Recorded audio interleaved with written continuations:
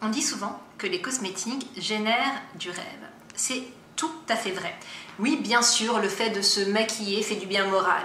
Oui, c'est vrai, il est préférable de respirer des effluves agréables de parfum plutôt que l'inverse. Oui, clairement, nos sociétés seraient invivables sans shampoing, sans dentifrice et sans déodorant. Tout cela, c'est une évidence, mais car il y a un mais, il y en a même plusieurs d'ailleurs.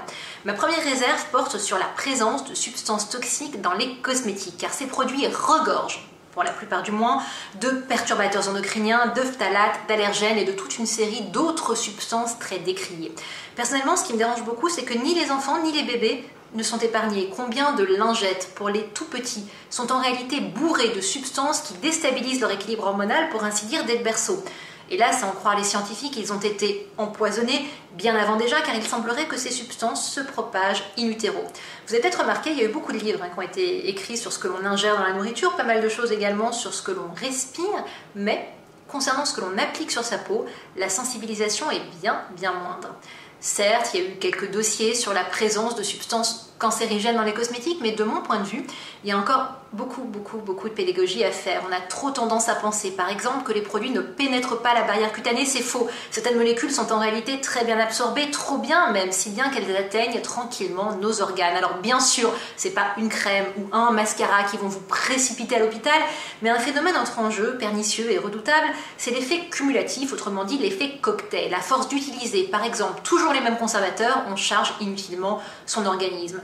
À mon sens, la prudence est d'autant plus de mise que nous avons assez peu de recul sur ces dangers potentiels. Ça m'a d'ailleurs frappé à l'occasion de toutes les interviews que j'ai pu faire avec des toxicologues, dermatologues ou autres, de voir qu'ils confessaient avec beaucoup d'humilité la difficulté à établir avec certitude l'innocuité de certaines substances.